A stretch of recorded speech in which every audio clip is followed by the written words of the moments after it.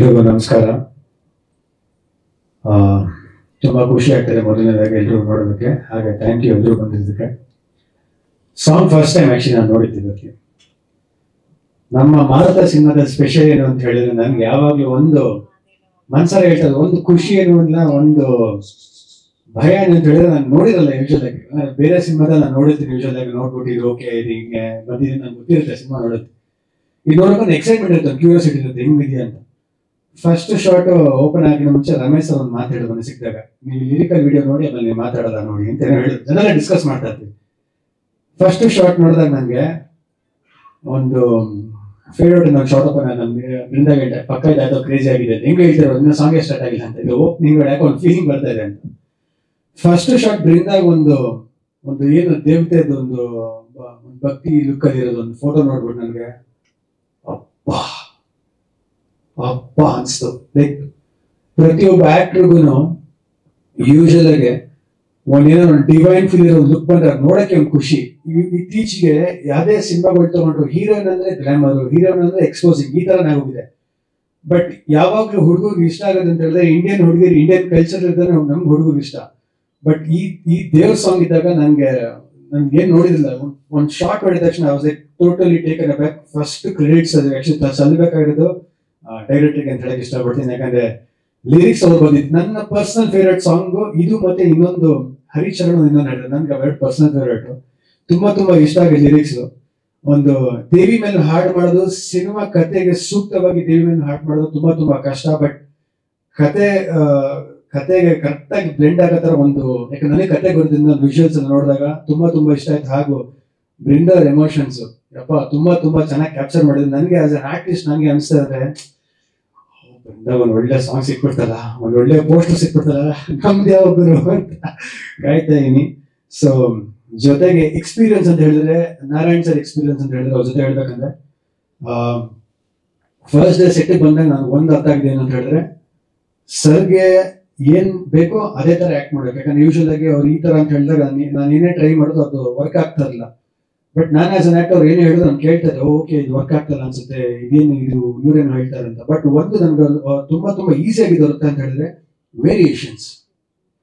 Act ಮಾಡೋದು easy, ಸುಮ್ಮನೆ ಹೇಳಿದ್ರೆ ಏನೋ ಒಂದು ಮಾಡ್ಬಿಟ್ಟು ರೆಫರೆನ್ಸ್ ಒಂದಷ್ಟು ಮೂವೀಸ್ ನೋಡೋದು ಏನೋ ಮಾಡ್ಬಿಟ್ಟು ಹೋಗೋದು. ಬಟ್ ವೇರಿಯೇಷನ್ಸ್, ಒಂದು ಡೈಲಾಗ್ ಅಲ್ಲಿ ವೇರಿಯೇಷನ್ಸ್ ಆಗ್ಬಿಡ್ತಲ್ಲ, ಅದಕ್ಕೆ ನಾನು ನಿಜವಾಗ್ಲೂ ನಾನು ಟಿಲ್ ನಾವು ನಾನು ವರ್ಕ್ ಮಾಡಿರೋ ಡೈರೆಕ್ಟರ್ಸ್ ಅಲ್ಲಿ ಬೆಸ್ಟ್ ಡೈರೆಕ್ಟರ್ ನಂಗೆ ವೇರಿಯೇಷನ್ಸ್ ಹೇಳ್ಕೊಡೋದು ಹೇಳಕ್ಕೆ ಇಷ್ಟಪಡ್ತೀನಿ. ಮನ್ಸರ ಎರಡನೇ ಮಾತಿಲ್ಲ. ಜೊತೆಗೆ ಪ್ರೊಡ್ಯೂಸರ್ಸ್, ನಾನು ಏನಕ್ಕೆ ಪ್ರೊಡ್ಯೂಸರ್ಸ್ ಹೇಳ್ತೀನಿ ಅಂತ ಹೇಳಿದ್ರೆ, ಇವಾಗ ಮಂಜು ಸರ್ ನಮ್ಮ ತಂದೆ ಅಂತಲ್ಲ, ನಾನು ಯಾವಾಗ್ಲೂ ಪ್ರೊಡ್ಯೂಸರ್ ಅಂದ್ರೆ ಅವರು ಪ್ರೊಫೆಷನಲಿ ಕಾಸು ಇಸ್ಕೊಂಡಿದ್ದೀನಿ, ನಾನು ಫ್ರೀಯಾಗಿ ನೆಟ್ ಮಾಡಿಲ್ಲ.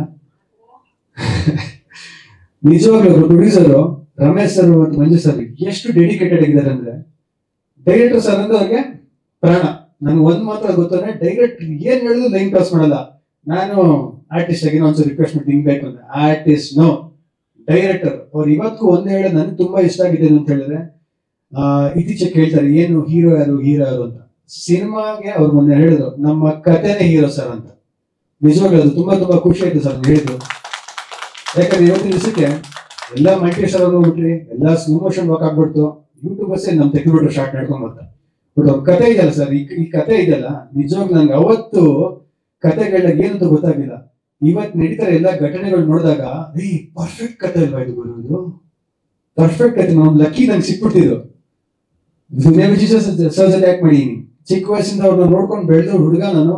ಒಂದು ತುಂಬಾ ಕ್ಲೋಸ್ ಬಾಂಡ್ ಕೂಡ ಇದ್ದವ್ ನಾನು. ಅವ್ರೆಲ್ಲರ ಜೊತೆ ಆಕ್ಟ್ ಮಾಡೋದು ಇದೆಯಲ್ಲ, ಅದೊಂದು I think it was blessing for me ಅಂತ ಹೇಳಕ್ ಇಷ್ಟಪಡ್ತೀನಿ. ನನಗೆ ಚಾನ್ಸ್ ಕೊಟ್ಟಿದ್ದಕ್ಕೆ ಡೈರೆಕ್ಟರ್ ಹಾಗೂ ಪ್ರೊಡ್ಯೂಸರ್ಸ್ಗೆ, ಎಲ್ಲಾ ಟೆಕ್ನಿಷಿಯನ್ಸ್ಗೂ ಥ್ಯಾಂಕ್ ಹೇಳಕ್ ಇಷ್ಟಪಡ್ತೀನಿ. ಇನ್ನು ತುಂಬಾ ಇದೆ ಈ ಸಿನಿಮಾದಲ್ಲಿ. ಯಾಕಂದ್ರೆ ಇನ್ನ ಏನು ಬಿಡ್ತಾ ಇಲ್ಲ ಅವ್ರು. ಆಕ್ಚುಲಿ ಒಳ್ಳೆ ಮಿಷಿನ್ ಗನ್ನೇ ಇದೆ, ಸುಮ್ಮನೆ ಅವರು ನನ್ನ ಬುಲೆಟ್ ಹಾರಿಸ್ತಾರೆ ಅಷ್ಟೇ, ನನಗೆ ಗೊತ್ತು ಅಷ್ಟೇ. Thank you.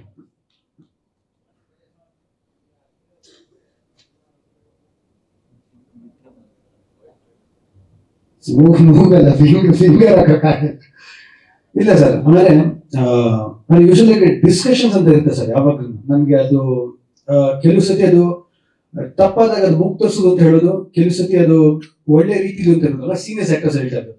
ಇವಾಗ ನಮ್ಮ ಸ್ಟೇಜ್ ಸರ್ಗೆ ನಾನು ಹೋಗ್ಬಿಟ್ಟು ಎಸ್ ಸರ್ನ ಕೇಳಕ್ಕಲ್ಲ sir, because he has giving legendary hits. I am just a newcomer ಅಷ್ಟೇ. ಸೊ ಒಂದು ಕ್ರಿಯೇಟಿವ್ ಒಂದು ಐಡಿಯಾಲಜೀಸ್ ಅಂತ ಇರ್ತದೆ, ಅದನ್ನ ಕೇಳ್ತೀವಿ ಯೂಶಲ್ ಆಗಿ. ಬಟ್ ಇವಾಗ ನಾರಾಯಣ್ ಸರ್ ಜಜ್ಮೆಂಟ್ ಮೇಲೆ ಫೈನಲ್ ಹೋಗೋದು ಎಂಡ್ ಆಫ್ ದ ಡೇ. ಯಾಕಂದ್ರೆ ಇವಾಗ ಒಂದೇನೋ ಹೇಳ್ತೀನಿ, ಸರ್ ಚೆನ್ನಾಗಿದೆ ಅಲ್ವಾ ಸರ್ ಅಂತ ಹೇಳ್ತೀನಿ, ಅವ್ರು ಆ ಕಡೆ ಇನ್ನೊಂದು ವೇರಿಯೇಷನ್ ಹೇಳ್ತಾರೆ. ಡಬ್ಬಿಂಗ್ ಮಾಡ್ತಾರೆ, ಯೂಶಲ್ ತುಂಬಾ ಸತಿ ನಡೀತಾ ಇತ್ತು.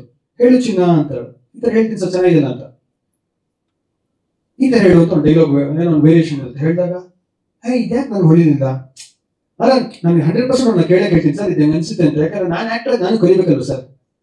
ಸುಮ್ಮನೆ ಹೇಳಿದೆಲ್ಲ ಕೇಳ್ಕೊಡೋದು ನಾನು ಕಲಿದೆ. ಅವಾಗ ಹೇಳ್ದಾಗ ನಾನು ಕೇಳ್ತೀನಿ ಸರ್ ಹಿಂಗೆ ಅನಿಸ್ತದೆ ಸರ್, ಹಿಂಗೆ ಅಂದಾಗ ಅವ್ರು ಹೇಳಿದಾಗ ನನ್ನ ಕನ್ವಿಕ್ಷನ್ ನನ್ ಗ್ಯಾರಂಟಿಯಾಗಿ ಅನಿಸಿದಾಗ ನಾನು ಕಲ್ತ್ಕೊಂಡು ಅದನ್ನು ಫಾಲೋ ಮಾಡ್ಕೊಂಡು ಹೋಗ್ಬಿಡ್ತೀನಿ. So I think that is where we learn ಅಂತ ಹೇಳಕ್ ಇಷ್ಟಪಡ್ತೀನಿ ಸರ್.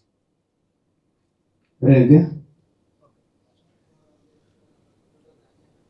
Correct sir. ಸರ್ ದೇವರಣ್ಣ ಒಂದು ದೊಡ್ಡ ಭಯ ಆಯ್ತು ಸರ್ ನಮ್ಗೆ. ಫಸ್ಟ್ ಟೈಮ್ ನಾರಾಯಣ್ ಸರ್ ನನ್ಗೆ ಭಯ ಇದೇನು ಅಂತ ಹೇಳಿದ್ರೆ, first time Narayan sir director ಅಂತ ಹೇಳಿದಾಗ ನನಗೆ ಇತ್ತೀಚೆಗೆ ನಾರಾಯಣ್ ಸರ್ ತುಂಬಾ ಯಂಗ್ಸ್ಟರ್ಸ್ ಮಾಡ್ಕೊಂಡ್ ಬಂದಿದ್ರು. ಬಟ್ ಒನ್ ಟೈಮ್ ಅಲ್ಲಿ ಲೆಜೆಂಡ್ಸ್ ನಮ್ಮ ಬಾಸ್ ವಿಷ್ಣು ಸರ್ಗೆ, ಅಣ್ಣವ್ರಿಗೆ, ತುಂಬಾ ದೊಡ್ಡ ದೊಡ್ಡ ಆಕ್ಟರ್ಸ್ಗೆ ಆಕ್ಷನ್ ಕಟ್ ಹೇಳಿದವರು. ಆಕ್ಟರ್ಸ್ ಅಣ್ಣವರು ವಿಷ್ಣು ಸರ್ ಎಷ್ಟು ಸಿನಿಮಾ ಮಾಡಿದವರು, ಎಕ್ಸ್ಪೀರಿಯನ್ಸ್ ಏನು ಎನ್ಸೈಕ್ಲೋಪೀಡಿಯಾ ಅದು. ಅಂತವ್ರ ಜೊತೆ ಕೆಲಸ ಮಾಡೋದು ಡೈರೆಕ್ಟರ್ ನಾನು ಹೆಂಗೆ ಒಬ್ಬ ಆಕ್ಟರ್ ಕನ್ವಿನ್ಸ್ ಮಾಡ್ಲಿ ಅಂದ್ರೆ ಪ್ರತಿ ಸರಿ ಡೈರೆಕ್ಟರ್ಗೆ ಆಕ್ಟರ್ ಏನೋ ಮಾಡಿದಾಗ ಸಖತ್ತಾಗಿ ಮಾಡಿ ಅಂತ ಅನ್ಸೋದು ತುಂಬಾ ತುಂಬಾ ಕಷ್ಟ ಆಗುತ್ತೆ. ಯಾಕಂದ್ರೆ ಲೆಜೆಂಡ್ ಆಕ್ಟರ್ಸ್ ಜೊತೆ ಕೆಲಸ ಮಾಡಿದ್ರೆ ಏನ್ ನೋಡ್ತಾ ಇರೋದೇ ಇರಲ್ಲ ಅವರು. ನಾನ್ ಹೆಂಗ್ ಕನ್ವಿನ್ಸ್ ಮಾಡಿದ್ರೆ ದೊಡ್ಡ ಟಾಸ್ಕ್. ಸೊ ನಾನು ಒಂದೇನ್ ಮಾಡಿದೆ ಅಂದ್ರೆ ಸರೆಂಡರ್ ಆಗ್ಬಿಟ್ಟೆ.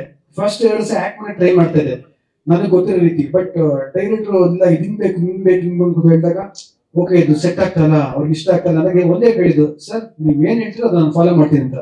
ಸೊ ಇಡೀ ಸಿನಿಮಾ ಅವ್ರಿಗೆ ನಾಳೆ ಸರ್ ಏನೇ ಅದು ಒಂದು ಅಪ್ರಿಸಿಯೇಷನ್ ಬರಲಿ, ಏನ್ ಪರ್ಫಾರ್ಮೆನ್ಸ್ ಆಗಲಿ, ಒಂದು ಕಾಮಿಡಿ ಆಗಲಿ ಮಾಡಿರೋದು, ಒಂದು ಏನೇ ಅಪ್ರಿಸಿಯೇಷನ್ ಚಪ್ಪಾಳೆ ಬಂದು ದೇವರನ್ನದು 100% ನಾರಾಯಣ್ ಸರ್ ಸಲ್ಲಬೇಕು ಅಂತ ಹೇಳ್ತೀನಿ. ಯಾಕಂದ್ರೆ ಅವ್ರು ಏನ್ ಮಾಡಿದ್ರು ಅದನ್ನ ಕಾಪಿ ಮಾಡಿ ನನ್ನ ಸ್ಟೈಲ್ ಅನ್ನು ಆಡ್ ಮಾಡಿ ಹೇಳಕ್ ಇಷ್ಟಪಡ್ತೀನಿ ಅಷ್ಟೇ.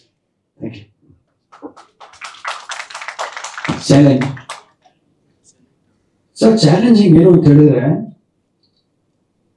ಇವ್ರ ಹತ್ರ ಒಂಥರ ಈ ಸ್ನೈಪರ್ ಇದ್ದಂಗೆ ಸರ್ ನಾರಾಯಣ್ ಸರ್.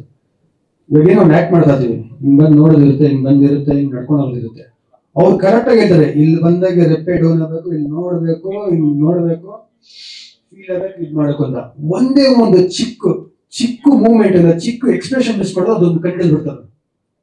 ಒಂದ್ ಡೈಲಾಗ್ ಹೇಳ್ಬೇಕಾದ್ರೆ ಒಂದು ವೇರಿಯೇಷನ್ ಡೌನ್ ಆದ್ರೂ ಏನೋ ಒಂದು ಫೀಲ್ ಇರುತ್ತೆ. ಹೌದಾ ಸಾರ್ ಅಂತ ಇರುತ್ತೆ, ಹೌದಾ ಸಾರ್ ಅಂದ್ಬಿಡ್ತೀನಿ, ಹೌದಾ ಅಲ್ಲ ಹೌದಾ ಸಾರ್.